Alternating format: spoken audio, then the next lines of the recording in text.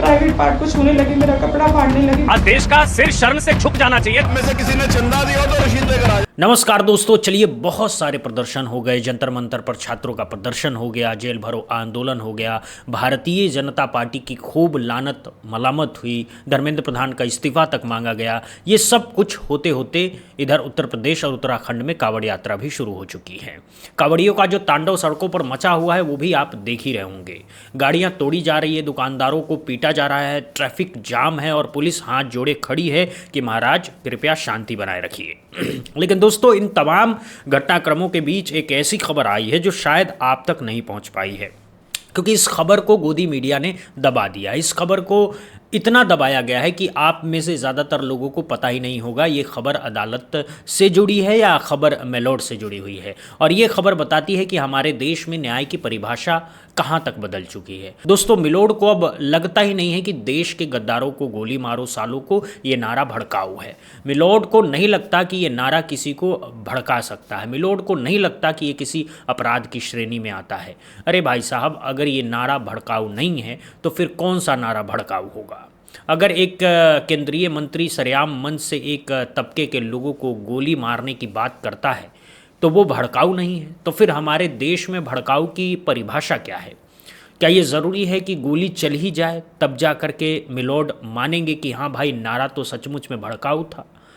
दोस्तों, बात यह है कि 2020 का वो वीडियो पूरे देश ने देखा है। अनुराग ठाकुर, जो उस समय वित्त और कॉरपोरेट मामलों के केंद्रीय मंत्री थे, उन्होंने दिल्ली विधानसभा चुनाव के प्रचार के दौरान 27 जनवरी 2020 को रिठाला की एक रैली में ये नारा लगवाया था। वो खुद माइक पर बोल रहे थे देश के गद्दारों को, और भीड़ जवाब दे रही थी गोली मारो सालों को। ये वीडियो कोई छुपा हुआ नहीं था, ये वीडियो सोशल मीडिया पर घूम रहा था, हर न्यूज़ चैनल पर चल रहा था, अखबारों में छपा था, यूट्यूब पर लाखों लोगों ने देखा।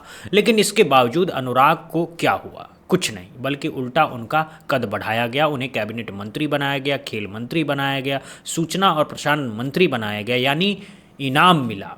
दोस्तों, यही तो सबसे बड़ी बात है हमारे देश में। अगर आप नफरत फैलाएंगे, अगर आप भड़काऊ बयान देंगे, अगर आप एक तबके के खिलाफ जहर उगलेंगे तो सज़ा नहीं मिलेगी बल्कि प्रमोशन मिलेगा। बीजेपी में आगे बढ़ेंगे, बड़ा मंत्रालय मिलेगा। अब ये जो पूरा का पूरा मामला है, इसमें दूसरा नाम है प्रवेश वर्मा का। प्रवेश वर्मा उस समय पश्चिमी दिल्ली से सांसद थे और आज दिल्ली के मुख्यमंत्री की कुर्सी के आसपास बैठे हुए हैं। उन्होंने 28 जनवरी 2020 को क्या कहा था? इन्होंने एक इंटरव्यू में और चुनावी रैलियों में कहा था कि अगर शाहीन बाग के प्रदर्शनकारियों को नहीं रोका गया तो ये लोग तुम्हारे घरों में घुस करके तुम्हारी बहू बेटियों के साथ बलात्कार करेंगे और उनकी हत्या कर देंगे। ये सीधा सीधा भड़काऊ बयान था, ये सीधा सीधा एक समुदाय के खिलाफ जहर था, ये सीधा सीधा दंगे भड़काने वाला बयान था। लेकिन प्रवेश वर्मा को क्या हुआ? कुछ नहीं, बल्कि आज वो दिल्ली की सरकार में बड़ी कुर्सी पर बैठे हैं। दोस्तों, इसी को लेकर के CPIM के नेता वृंद करात ने सुप्रीम कोर्ट का दरवाजा खटखटाया था। उन्होंने कहा था कि साहब, ये दोनों नेता खुलेआम भड़काऊ बयान दे रहे हैं, इन पर IPC की धारा 153A, 295A और अन्य प्रावधानों के तहत मुकदमा दर्ज होना चाहिए। ये दो समुदायों के बीच दुश्मनी बढ़ा रहे हैं, ये धार्मिक भावनाओं को ठेस पहुंच रहा है, ये देश को तोड़ने का काम कर रहे हैं। लेकिन दोस्तों, सुप्रीम कोर्ट का फैसला आया 29 अप्रैल को और उस फैसले में क्या कहा गया? कहा गया कि इन नेताओं के खिलाफ कोई संज्ञेय अपराध नहीं बनता है। यानी नारा तो लगा, बयान तो दिया गया, वीडियो भी है, ऑडियो भी है, गवाह भी है, लेकिन अपराध कुछ नहीं बनता। ये सुनकर के आप क्या कहेंगे? इसके बाद वृंद कारात ने रिव्यू पिटीशन दाखिल किया। उन्होंने कहा कि साहब, एक बार दोबारा देख लीजिए, कुछ तो गलती हुई है।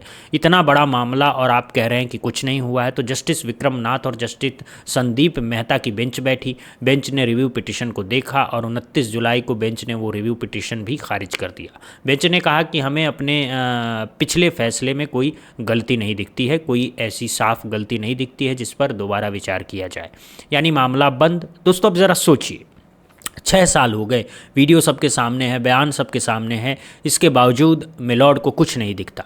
अब क्यों नहीं दिखता ये मुझे बताने की ज़रूरत नहीं है, आप सब समझदार हैं, आप खुद समझ सकते हैं कि कब मिलोड को क्या दिख जाता है और कब क्या नहीं दिखता है। हमने देखा है कि अगर कोई साधारण आदमी सोशल मीडिया पर एक ट्वीट कर दे तो उसे रात के 2 बजे उठा करके जेल भेज दिया जाता है। अगर कोई पत्रकार सरकार के खिलाफ लिख दे तो उस पर UAPA लगा दिया जाता है। अगर कोई छात्र पोस्टर लेकर के सड़क पर उतर जाए तो उसे राष्ट्रद्रोही बता करके सलाखों के पीछे डाल दिया जाता है। लेकिन जब एक केंद्रीय मंत्री खुलेआम गोली गोली मारने की बात करता है तो कुछ नहीं होता। ये दोहरा मापदंड ही सबसे बड़ा सवाल है दोस्तों। इस पर उमाशंकर सिंह ने व्यंग्य में लिखा है कि शानदार, सुप्रीम कोर्ट से यही उम्मीद थी, भगवान की सर्वोच्च न्याय व्यवस्था में देश का विश्वास और पुख्ता हुआ है।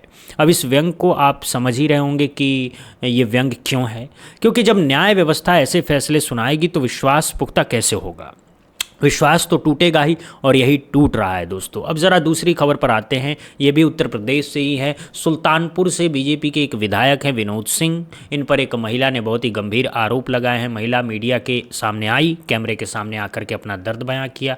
महिला ने बताया कि विधायक जी ने न सिर्फ उसके साथ यौन शोषण की कोशिश की, बल्कि जब उसने इनकार किया तो उसकी 10 साल की बच्ची को मारने की धमकी दी। धनंजय यादव हमेशा मुझसे कहते थे कि अगर आप सर की बात नहीं मानेंगी, नहीं जाएंगी, तो मैं आपकी बेटी का या आपका मैं सामूहिक बलात्कार करवा दूंगा। मेरी बेटी मात्र 10 साल की है, लेकिन लास्ट टाइम 3 जून को ऐसा हुआ कि वो शराब के नशे में धुत थे। उन्होंने मुझे फिर बुलाया, धनंजय यादव आए मुझे बुलाने मेरे फ्लैट पे। हम लोग एक ही अपार्टमेंट में रहते थे, तो वो आए मुझे बुलाने। तो जब मैं गई वहाँ पे तो उन्होंने एकदम से मेरे ऊपर वो अटैक कर दिए, मतलब मेरे प्राइवेट पार्ट को छूने लगे, मेरा कपड़ा फाड़ने लगे, वो करने लगे। मैंने उनको धक्का दिया, मैंने कहा ये सब आप क्यों कर रहे हैं, आप मेरे पिता तुल्य हैं, ये सब आपको शोभा नहीं दे रहा।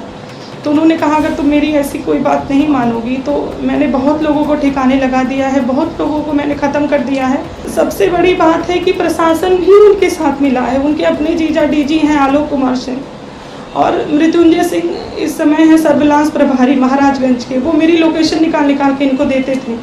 विक्रम सिंह है थाना प्रभारी हजरतगंज, इंस्पेक्टर हैं वो वहाँ पे। मैंने कई बार उनसे शिकायत करने की कोशिश की, लेकिन उन्होंने मेरी नहीं सुनी। मेरा कहाँ की है? ये सदर सुल्तानपुर के। क्या नाम है पूरा?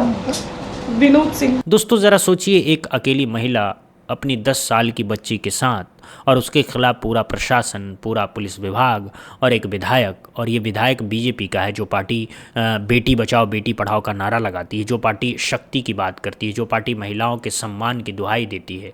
उसी पार्टी का विधायक एक महिला को धमका रहा है कि तेरी बच्ची का सामूहिक बलात्कार करवा दूंगा। क्या यही है नारी शक्ति? क्या यही है बेटी बचाओ? ये सवाल हैं दोस्तों, और ये सवाल हर माँ बाप को खुद से पूछना चाहिए कि वो किस पार्टी को वोट दे रहे हैं। अब ज़रा तीसरी खबर पर आते हैं। ये खबर बीजेपी के अहंकार से जुड़ी हुई है। बीते दिन 3 सीटों पर विधानसभा उपचुनाव के नतीजे आए। इनमें से 2 सीटें बीजेपी बुरी तरह से हार गई।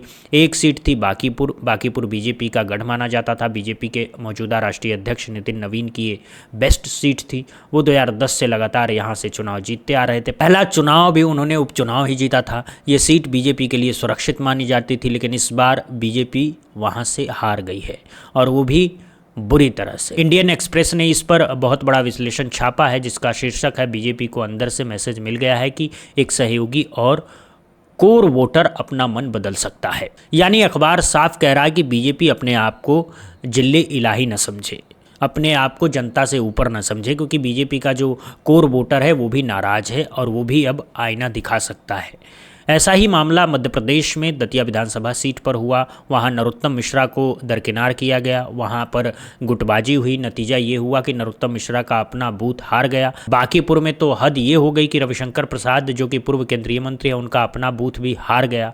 नितिन नवीन का अपना बूथ भी हार गया। यानी यहाँ बीजेपी के बड़े नेता खुद वोट डालते हैं, वहीं की जनता ने उन्हें नकार दिया।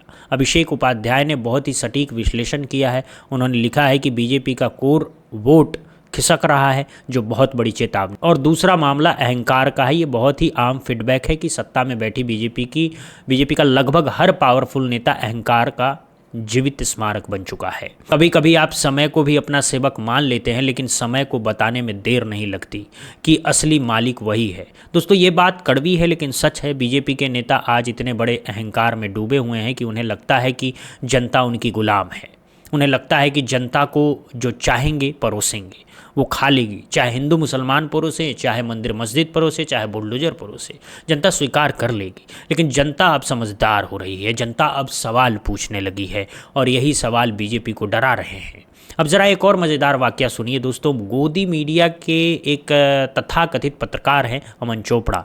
इन्हें पत्रकार कहना पत्रकारिता का अपमान है। ये पत्रकार नहीं है, ये सिर्फ स्टूडियो में बैठ करके चीखते चिल्लाते हैं, हिंदू मुसलमान करते हैं। ये अमन चोपड़ा साहब जब दिल्ली में जंतर मंतर पर छात्रों का आंदोलन चल रहा था तब कहाँ थे? वे स्टूडियो में बैठे हुए थे एसी में। तब हिम्मत नहीं हुई थी कि चले छात्रों के बीच जाएं, उनसे बात करें, उनका दर्द समझें। नहीं, वो तो सिर्फ नफ़रत की खबरें ढूंढते थे। तो अब ये अमन चोपड़ा साहब झारखंड पहुंच गए हैं, क्योंकि झारखंड में हेमंत सोरेन की सरकार है और वहां छात्रों का आंदोलन हो रहा है। देश का सिर शर्म से झुक जाना चाहिए। छात्रों में जो फर्क किया जाता है ना कि जंतर मंतर के जेंजी है, यहाँ के जेंजी नहीं है, इनके पास बैठने की जगह नहीं है, बारिश हो रही है, तिरपाल नीचे गिर चुकी है। ये देखिए, एक बार हटिए तो पंकज ये देखेंगे, ये सब गीला है, ये सब बारिश की वजह से गीला हो चुका है। ये देखिए। अरे भाई साहब, दिल्ली में जब छात्रों का सिर पर आंदोलन था तब कहाँ था तुम्हारा शर्म? तब क्यों नहीं झुका तुम्हारा सिर? तब तो तुम स्टूडियो में बैठ करके बीजेपी की तारीफ के कसीदे पढ़ रहे थे। ये जो सिलेक्टिव अप्रोच है ना, यही तो गोदी मीडिया की सबसे बड़ी बीमारी है। जब बीजेपी सरकार में हो तब सब कुछ ठीक है, जब गैर बीजेपी सरकार में हो तो सब कुछ गलत है। ये पत्रकारिता नहीं है, दलाली है। हालांकि दोस्तों, मैं ये भी कहूँगा कि झारखंड में जो छात्र आंदोलन कर रहे हैं उनकी मांगे जायज़ है। हेमंत सोरेन की सरकार को उनकी बात सुननी चाहिए, बीजेपी जैसी बेशर्मी नहीं दिखानी चाहिए। ये अलग बात है कि अमन चोपड़ा को वहाँ जाने का कोई हक नहीं है, क्योंकि उसने दिल्ली में क्या किया वो सबको पता है। झारखंड मुक्ति मोर्चा ने भी अमन चोपड़ा को आईना दिखाया। उन्होंने ट्वीट किया है कि जंतर मंतर पर बीजेपी का ये दलाल गायब रहा, आज छात्रों का सबसे बड़ा हितैषी बना घूम रहा है। पर कल तक ये छोटी छोटी बच्चियों पर एफआईआर के लिए स्टूडियो में चिघाड़ रहा था। बात एकदम सही है, बात एकदम लॉजिकल है। अब बात करते उत्तर प्रदेश विधानसभा के अंदर की। वहाँ एक वीडियो सामने आया है जो बताता है कि बीजेपी ने कैसे संवैधानिक पदों की गरिमा को ख़त्म कर दिया है। विधानसभा के अंदर सत्र चल रहा था। समाजवादी पार्टी के विधायक चंदा चोरी और चढ़ावा चोरी के मामले पर विरोध प्रदर्शन कर रहे थे। ये उनका लोकतांत्रिक हक है, विपक्ष का काम ही है कि सरकार से सवाल पूछना, विरोध करना। लेकिन विधानसभा अध्यक्ष सतीश महाना जो कि चेयर पर बैठे थे, चेयर किसी पार्टी की नहीं होती, चेयर संवैधानिक पद है, चेयर को निष्पक्ष होना चाहिए। लेकिन सतीश महाना जी ने बीजेपी के एक कार्यकर्ता को भी पीछे छोड़ दिया। अब में से किसी ने चंदा दिया हो तो रसीद लेकर आ जाए भाई यहाँ पे बीच में। आप लोगों में से किसी ने कोई चंदा दिया हो तो रसीद लेकर आ जाओ भाई, यहाँ जरा देखे तो सही आपका कौन सा पैसा चोरी हुआ, जरा रसीद लेकर आ जाओ जितने खड़े हो यहाँ पे। अब सोचिए दोस्तों, ये कोई बीजेपी का प्रवक्ता बोल रहा है क्या? नहीं, ये विधानसभा का अध्यक्ष बोल रहा है जो चेयर पर बैठा है, जिसका काम है निष्पक्ष रह करके सदन चलाना। लेकिन उसकी भाषा देखिए, उसका तंज देखिए, वो बीजेपी के कार्यकर्ता की तरह विपक्ष को चिढ़ा रहा है। ये क्या है दोस्तों? ये है संवैधानिक पदों का पतन, ये है लोकतंत्र की मौत, ये है बीजेपी का असली चरित्र। इसने हर पद, हर कुर्सी, हर संस्था को अपना गुलाम बना दिया। अब क्योंकि चुनाव आ रहे हैं तो बीजेपी को हिंदू मुसलमान का पुराना कार्ड फिर से खेलना है, इसीलिए डिप्टी सीएम केशव प्रसाद मौर्य ने अपना पुराना रट्टा शुरू कर दिया। मदरसा बांग्लादेश का हो, चाहे पाकिस्तान का हो, चाहे भारत का हो, मदरसा तो वास्तव में अगर देखा जाए तो अघोषित तौर से आतंकवादियों को पैदा करने की फैक्ट्री। अब भाई साहब, आज़ादी के बाद से हिंदू हो या मुसलमान, ज़्यादातर लोगों ने अपनी शुरुआती पढ़ाई मदरसे या पाठशाला या मकतब से ही की है। ये बात इनको बयान देने से पहले अपने बाप दादाओं से पूछनी चाहिए थी कि प्रोफेसर इलाहाबादी ने बहुत सटीक जवाब दिया। उन्होंने कहा कि केशव प्रसाद मौर्य जी, आपको मदरसे के बारे में जितना भ्रम फैलाना है फैला दीजिए, 2027 में आप अपनी स्टूल वाली कुर्सी भी नहीं बचा पाओगे। बात एकदम सही है, क्योंकि जनता अब समझ चुकी है कि हिंदू मुसलमान के नाम पर उसे कब तक बेवकूफ़ बनाया जाएगा। और उधर कांवड़ यात्रा में क्या हो रहा है वो भी देख लीजिए। कांवड़ यात्रा एक धार्मिक यात्रा है, इसमें भगवान शिव की भक्ति है, इसमें आस्था है, लेकिन इस आस्था को नफरत में बदल दिया गया है। वीडियो सामने आए हैं जिनमें लोग खुलेआम कह रहे हैं कि हर हिंदू ये कल्पना कर ले कि जब तक जीवन है एक मुसलमान की घर वापसी करा दें। भाई है तो हमारे पूर्वजों की संतान, सब पहले हिंदू ही थे, सब पहले हिंदू थे। तो अगर सब ये ठान ले मिलकर के कि 4 हिंदू मिलकर के एक मुस्लिम की घर वापसी करानी है, उसको हिंदू बनाना है, तो संभव है हिंदू राष्ट्र बनना? तो आप लोग इसमें प्रयास करेंगे है? तो अपने जीवन में एक संकल्प लो कि जब तक ये जीवन है बस एक मुस्लिम को अगर घर वापसी करा दोगे तो ये हिंदू राष्ट्र बन जाएगा। अब जरा सोचिए दोस्तों, अगर यही बात कोई मुसलमान अपने मजहब के लिए कहता तो क्या होता? उसी वक्त एनकाउंटर हो चुका होता। नहीं एनकाउंटर हुआ होता तो जेल में डाल दिया गया होता। नहीं जेल हुई होती तो घर पर बुलडोजर चल गया होता। लेकिन क्योंकि यहाँ हिंदू हैं तो बात हिंदू राष्ट्र की हो रही है, तो कुछ नहीं होगा क्योंकि उत्तर प्रदेश है, महाराज मुख्यमंत्री हैं, वो कैसे कार्रवाई होने देंगे। और तो और पुलिस भी पिट रही है कावड़ियों से, पुलिस वाले खुद कह रहे हैं कि साहब हम मारे जा रहे हैं, लेकिन ऊपर से आदेश कि चुप रहो। तो दोस्तों ये है आज के भारत की तस्वीर। एक तरफ मिलॉर्ड को गोली मारो सालों को नारा भड़काऊ नहीं लगता, दूसरी तरफ बीजेपी विधायक महिलाओं की बच्चियों को धमका रहे हैं, तीसरी तरफ बीजेपी के बूथ खुद बीजेपी के बड़े नेता हार रहे हैं, चौथी तरफ गोदी मीडिया सेलेक्टिव पत्रकारिता कर रहा है, पांचवीं तरफ विधानसभा अध्यक्ष प्रवक्ता बना बैठा है, छठी तरफ डिप्टी सीएम मदरसों को आतंकवादी का फैक्ट्री बता रहा है, और सातवीं तरफ कावड़ के नाम पर हिंदू राष्ट्र का शिगुफा छोड़ा जा रहा है। इतनी सारी चीज़ें एक साथ हो रही है दोस्तों, और ये सब एक साजिश के तहत हो रहा है। इसीलिए आप जागरूक रहिए, सवाल पूछिए और अपने आप से लोगों को जागरूक करते रहिए। इस वीडियो को ज़्यादा से ज़्यादा शेयर कीजिए, क्योंकि गोदी मीडिया ये खबर नहीं दिखाएगा, हमें ही एक दूसरे तक ये खबरें पहुंचानी पड़ेगी। कमेंट बॉक्स में अपनी राय ज़रूर दीजिएगा, आप क्या सोचते हैं इन सब घटनाओं के बारे में, क्या सचमुच में देश का सिर शर्म से झुक जाना चाहिए। अगर आप चैनल पर नए हैं तो सब्सक्राइब ज़रूर कीजिएगा ताकि आने वाली हर वीडियो आप तक पहुँचते रहे। मिलते हैं अगली वीडियो में, तब तक के लिए जय हिंद, जय भारत, वंदे मातरम।